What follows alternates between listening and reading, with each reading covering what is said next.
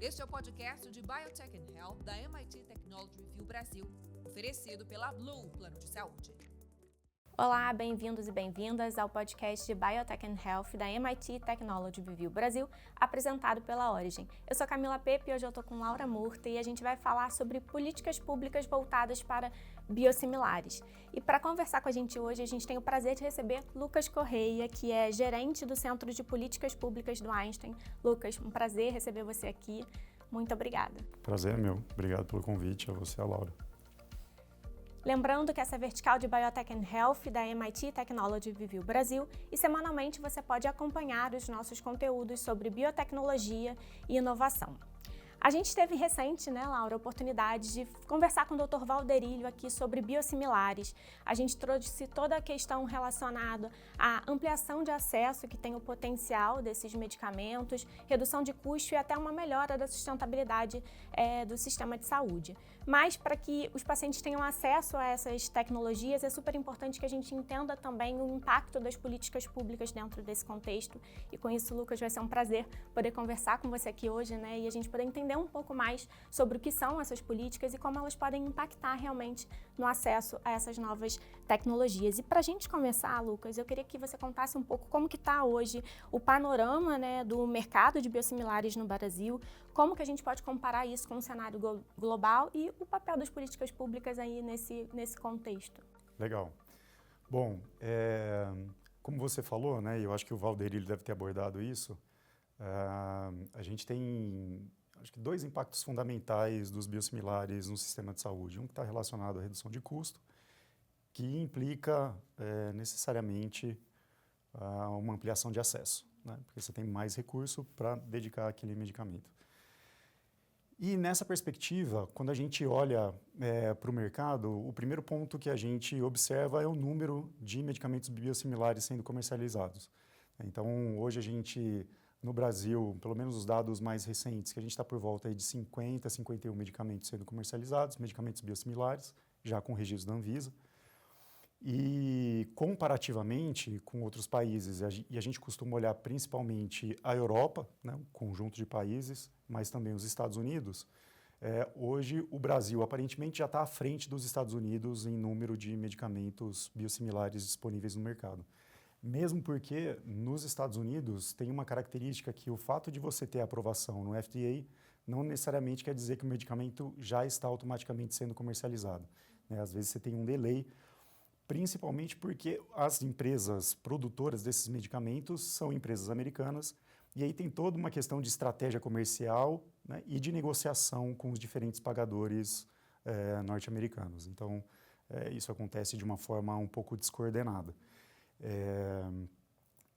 E hoje, nos Estados Unidos, a gente tem por volta de 42 ou 43 medicamentos biosimilares sendo comercializados, ou seja, no Brasil a gente já tem mais. E na Europa, até o final de 2023, a gente tinha por volta de 86 medicamentos. Então, a gente tem aí um gap em relação à Europa de por volta de 30 medicamentos que hoje já são comercializados lá. Do ponto de vista regulatório, a Europa, obviamente, saiu na frente, tem regulação desde 2001, sendo que o primeiro medicamento foi foi registrado em 2006.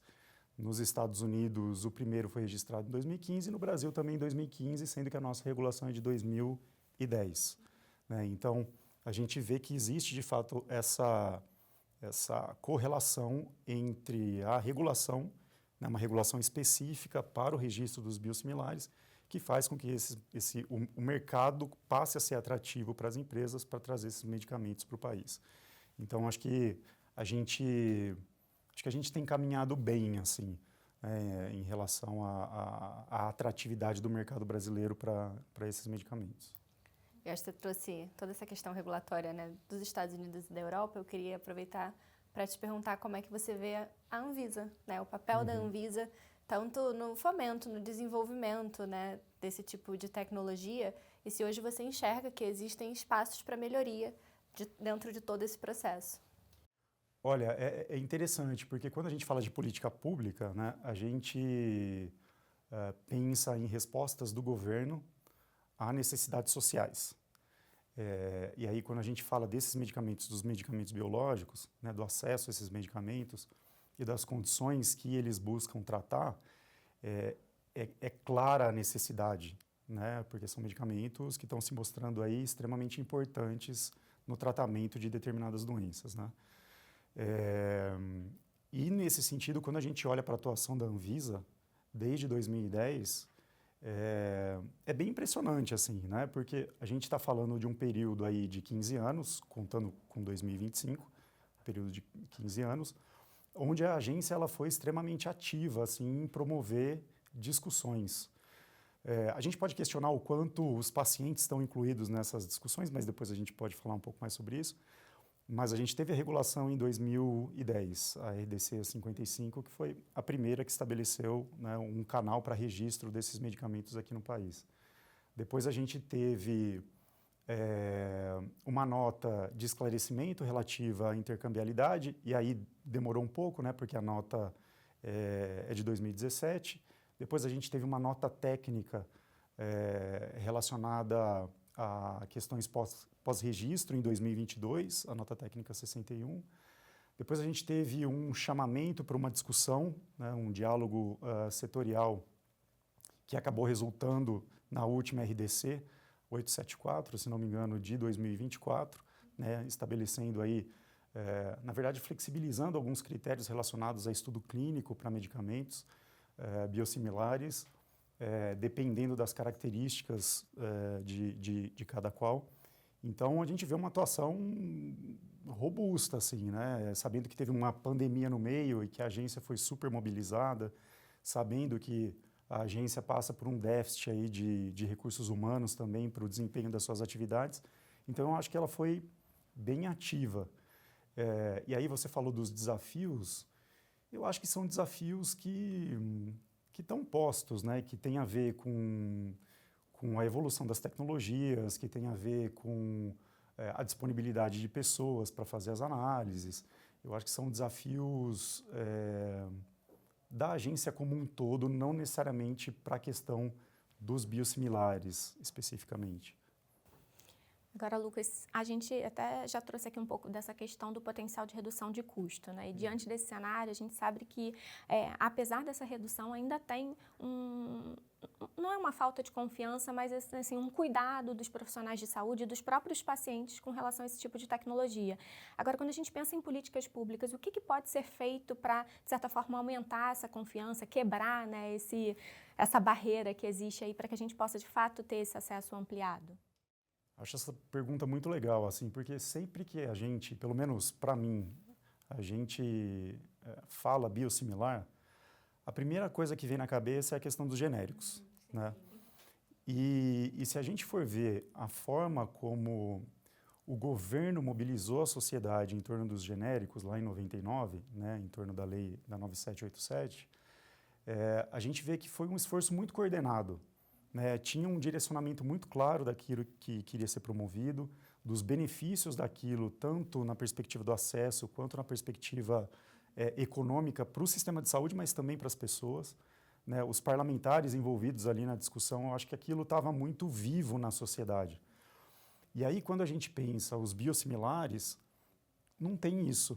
Né? Então, quando você fala de política pública para a gente reduzir essas barreiras, tanto dos profissionais quanto dos profissionais de saúde, quanto dos pacientes, eu penso muito num esforço parecido com aquele, sabe, de mobilização, de ter de fato um incentivo para que esses medicamentos estejam presentes no sistema e sejam utilizados de uma forma adequada pelos profissionais de saúde e aceitos também de uma forma tranquila por parte da população. Óbvio, né, que tem as diferenças, e aqui não estou falando das diferenças técnicas entre o genérico e o biosimilar, que são coisas completamente diferentes, mas tem as especificidades de utilização do medicamento, né? Então, o biosimilar não é um medicamento que a gente vai comprar na farmácia, por exemplo, né? Então, tem toda uma questão de cadeia fria que é necessária, o método de aplicação. Então, tem várias características que têm a ver exclusivamente com os biosimilares que elas, do ponto de vista de comunicação, elas também precisam ser trabalhadas de uma forma diferente para construir essa relação de confiança com as pessoas. Sim, conhecimento, né? Que Exato. as pessoas possam ter acesso a esse conhecimento através de órgãos de respeito que possam confiar e que ganhem essa confiança para a utilização, né? Mas isso, a gente está falando aqui dessa questão da comunicação, né, com a sociedade. Existem casos de programas educacionais, por exemplo, que os governos, associações, enfim, as próprias indústrias farmacêuticas, elas vêm desenvolvendo para que essa comunicação também chegue para os profissionais de saúde, né, para os médicos, enfermeiros, farmacêuticos. Como isso hoje tem sido trabalhado, né, dentro dessa discussão dos biosimilares, para além dessa questão da sociedade como um todo? Você tem algum exemplo? Então, eu acho que tem alguns exemplos pontuais, né? E eu acho que grande parte das iniciativas, elas partem da indústria. O que, obviamente, tem um aspecto positivo, porque, pelo menos na minha visão, é um setor que tem conhecimento do produto que está sendo desenvolvido e na promoção de estudos, na produção de evidências. Por outro lado, sempre existe uma certa desconfiança em torno do setor, porque existe um interesse comercial por trás. Então, em alguma medida, eu acho que falta uma apropriação de outros setores, outros segmentos da sociedade em relação à importância dos biosimilares para os cuidados de saúde e para o próprio sistema de saúde de forma geral. E eu acho que quando a gente pega assim, as questões mais cruciais dos biosimilares, e aí a gente está falando basicamente de intercambiabilidade, talvez o fato de a Anvisa não ter colocado a intercambiabilidade dentro das questões regulatórias, talvez tenha deixado a coisa um pouco solta, assim, né? Então, dizendo que, olha, a intercambiabilidade cabe ao prescritor, cabe a um médico assistente ou cabe ao Ministério da Saúde. E aí eu acho que talvez tenha se rompido aí uma possibilidade de construção de ponte com a sociedade de forma geral, sabe? Porque eu acho que se a Anvisa, de fato, como acontece em alguns países, atrelasse o reconhecimento do biosimilar à intercambiabilidade, ou seja, é um biosimilar, logo é intercambiável, eu acho que aí a gente teria um elemento para poder trabalhar isso de uma forma mais ampla e mais sólida com a sociedade, sabe? Porque eu acho que parece que fica pairando alguma dúvida, assim, sabe? Agora, isso traz talvez uma reflexão também importante, se eu não me engano, a gente falou disso no episódio com o Dr. Valderílio, a respeito do desenvolvimento dos estudos pelos grupos, né, médicos e também Sim. por algumas operadoras de saúde ou alguns centros dentro do SUS que possam mostrar, então, esses resultados de vida real, que isso traz talvez uma certa segurança com relação a esse processo que não foi estabelecido. Sem dúvida, sem dúvida. E fico pensando também quando começou a discussão dos biosimilares alguns anos atrás, eu tinha uma esperança de que finalmente a gente fosse discutir farmacovigilância de uma forma mais efetiva, assim, sabe? Bom, se agora a gente tem um interesse de promover os biosimilares até como um driver para a gente reduzir custo no sistema e ampliar o acesso a medicamentos biológicos, então vamos investir na farmacovigilância, porque eu acho que a ponte da confiança está um pouco aí, sabe? Da gente ter um canal direto com o governo, tanto os profissionais de saúde quanto os pacientes, para dizer, olha, isso aqui está funcionando, olha, isso aqui não está funcionando. E aí a gente dá subsídio para a tomada de decisão, né? Porque a gente também tem um sistema um pouco anacrônico em alguma medida, que é assim, a gente tem a compra centralizada no Ministério da Saúde, que obviamente é importante porque a gente tem um ganho de escala, a gente aumenta o poder de barganha do Ministério e eventualmente a gente consegue reduzir custo nessas negociações. Mas, por outro lado, a prescrição acontece na ponta, com o médico, né, que está olhando o paciente.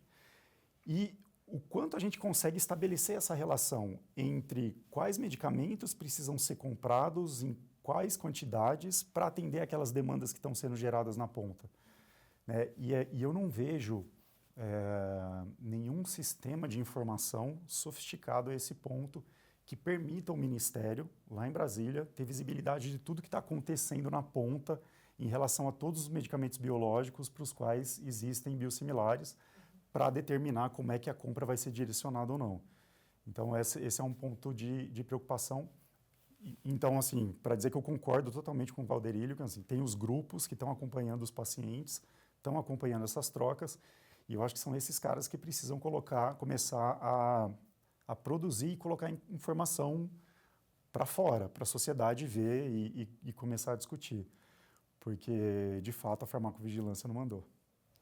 Até convidar quem não teve a oportunidade de assistir o nosso episódio com o Dr. Valderílio, porque ele explicou bastante sobre essa questão da intercambiabilidade, né? Então, tá bacana também de ouvir para entender um pouco sobre a importância disso dentro do contexto, né? Dessas trocas que são necessárias e a importância dos dados, né? A gente precisa deles, sem dúvida nenhuma.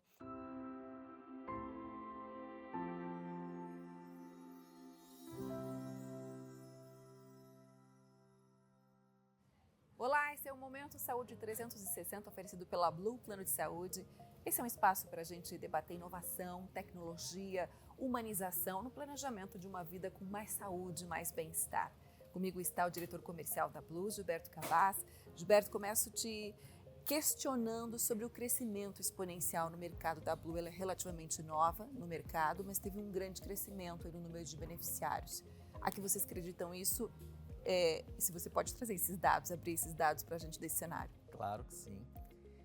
Bom, Carol, a Blue ela impressiona pelo seu crescimento, a empresa que mais cresceu no Brasil no segmento de saúde suplementar, foi a operadora que mais tracionou vendas, crescendo sua carteira. Nos aproximamos das 90 mil vidas. E por ser uma empresa inovadora, por ser uma empresa que usa muita tecnologia em seus processos, ela consegue cativar não só o canal de vendas, com a oferta de produtos com custo-benefício bem atrativos, mas na velocidade em que seus processos são geridos. O canal de vendas, ele criou a empatia pela Blue, pela velocidade no pagamento das comissões, pela velocidade da implantação das propostas. Nós temos um sistema próprio com implantação imediata. Ninguém consegue no Brasil implantar uma proposta com mais velocidade do que a Blue. Ninguém consegue pagar um comissionamento mais veloz do que a Blue. E isso a torna uma empresa bem competitiva. Além disso, o preço é muito competitivo pelo que ela oferece. Então nós temos uma rede credenciada muito grande, um preço bem competitivo, e isso torna a Blue uma das melhores opções no portfólio de oferta desse canal de vendas. Então a Blue, ela cresceu muito, continuará crescendo, e 2025 promete, tá? 2025 a gente vem com um planejamento para triplicar o número de beneficiários em nossa carteira. Nossas metas são bem ousadas, nossos processos são muito bem ajustados e uma empresa que encanta. Eu posso dizer assim, ela surpreende o mercado. Ela hoje é uma empresa midiática, uma empresa revolucionária, uma empresa encantadora. Como chegar nessas metas aí? Qual a estratégia para 2025? A estratégia é continuar nessa pegada, com uma aproximação do canal de vendas, um time comercial atuando de forma muito próxima do canal. Essa energia que a gente coloca no canal de vendas é muito, eu posso dizer assim, apaixonante. É uma empresa que traz assim alegria no processo, velocidade, traz muitos benefícios agregados ao seu produto, e tudo isso reflete no crescimento, no potencial de mercado que a gente encontra, um mercado muito competitivo, mas que com preço e com rede e com tecnologia a gente está alcançando resultados assim impressionantes. Quais são os atrativos aí? Você já colocou preço, rede, tecnologia? Hoje o que o beneficiário ele busca é um produto que tem uma rede credenciada que atenda às suas necessidades e um preço que se encaixa em seu orçamento. Então, como a gente tem um preço competitivo e uma rede muito atrativa, a gente coloca também como benefícios adicionais desconto em farmácia, a gente tem o Amigo Pet. Então, para todos os nossos beneficiários que contratam os nossos planos, eles levam gratuitamente uma assistência ao seu pet. E o pet hoje, ele passa a ser um ente querido nos lares, nas famílias, né? Então, hoje, o número de pets no Brasil cresceu muito e o beneficiário da Blue, que contrata o seu plano de saúde, ele tem um Amigo Pet aí como um benefício adicional. A família inteira cuidada. É a família inteira cuidada. Obrigada, Gilberto. Você acompanhou mais um Momento de Saúde 360 oferecido pela Blue, Plano de Saúde. Até a próxima.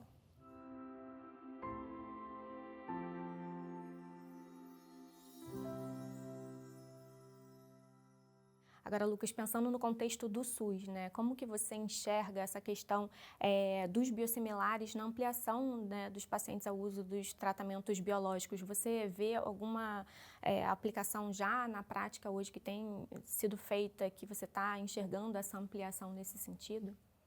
Assim, o que eu vejo são dois principais movimentos, né? Eu acho que um movimento é de ter esses medicamentos biosimilares participando na concorrência nos processos licitatórios. E aí volta o meu ponto de não saber exatamente como é que o Ministério está fazendo essa adequação em relação às necessidades dos pacientes, né? Se aqueles pacientes podem ter os seus medicamentos trocados ou não. Então, assim, o Ministério, eu acho que num movimento adequado do ponto de vista de promover a competição e promover a redução de custo, então faz isso nos processos licitatórios. Existem alguns PCDTs, né, que você já tem alguns direcionamentos para a questão dos biosimilares e as parcerias para o desenvolvimento produtivo, né, as PDPs que estimulam aí a produção de medicamentos biosimilares no país, por parte de parceiros público-privados.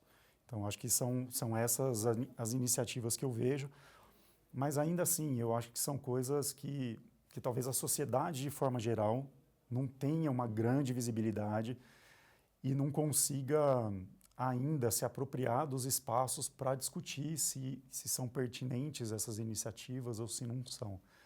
No protocolo clínico, obviamente que tem a participação dos profissionais de saúde. Nas compras, eventualmente as associações de pacientes conseguem se mobilizar um pouco, mas eu acho que ainda está muito longe de uma discussão mais macro por parte da sociedade, sabe? Como uma estratégia para reduzir custo para o sistema de saúde e ampliar acesso. E nesse caso, você acha que o papel da sociedade médica, até talvez linkando com a associação de pacientes, poderia ajudar nesse entendimento melhor? Sem dúvida, porque eu acho que entra na linha da produção de conhecimento, né?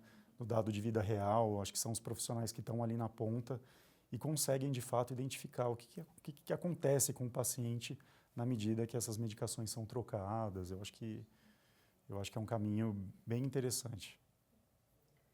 Agora, assim, acho que a gente acabou falando aqui de alguns spoilers para essa minha pergunta, porque, enfim, a gente fala de biotech também, né? Não só de health. E aí, Lucas, quando a gente olha para o futuro, né, se você pensar assim, em 3 estratégias ou 3 movimentos de políticas públicas para ampliação, né, e adoção sustentável dos biosimilares, o que você pensa, assim, se a gente pudesse elencar ali como prioridades dentro desse contexto? A gente falou de dados, falou de farmacovigilância, né, de PDPs, enfim. Como é que você enxerga tudo isso? O que você entende como prioridade? Olha, eu acho que na linha da pergunta da Camila em relação à construção da confiança, eu acho que quando a gente discute a relação dos cidadãos com o Estado ou com o governo, aqui no Brasil especificamente, a gente fala muito dessa questão da confiança, né? E eu acho que a gente tem muita desconfiança.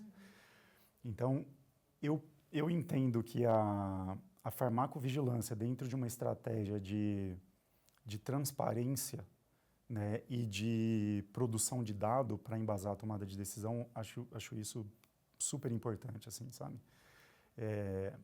Que é uma coisa que a gente faz muito pouco, na verdade. Né? Então, assim, seria para mim uma prioridade para a questão dos biosimilares, mas é uma prioridade quando a gente discute política pública de uma forma geral, né? Quando a gente discute governança, enfim, acho que diversos aspectos do sistema. Para além disso, eu acho que uma orientação clara mesmo da importância dos biosimilares para o país. A gente fala bastante de avaliação de impacto regulatório, por exemplo. Qual seria o impacto de uma adoção ampliada de biosimilares no sistema de saúde? Né, se a gente, de fato, reconhecesse intercambiabilidade. Tanto do ponto de vista de eventuais efeitos adversos para pessoas dentro de um intervalo verificado em outros países, então falando de aspectos clínicos, mas também numa perspectiva econômica, até para a gente ver se uma coisa compensa a outra, né? Porque os efeitos adversos eles acontecem, e aí acho que as vacinas são o grande exemplo, mas ninguém discute a superioridade do benefício de programas amplos de vacinação. Então, de fazer um movimento parecido também para os biosimilares, para a gente entender, bom, mas de que impacto que é esse que a gente fala, né? Então, a gente tem alguns números de ampliação de acesso e redução de custo em alguns países europeus, mas como a gente está falando de medicamentos que são biológicos, a questão genética, né, das pessoas de cada localidade, ela é importante. Então, a gente ter esses dados aqui do Brasil é importante para a gente fazer esse cálculo, assim. Então, acho que falta um pouco como é que a gente, de fato, se apropria do tema, sabe? Do que a gente está falando quando a gente fala de biosimilares. Então, esse acho que é o segundo.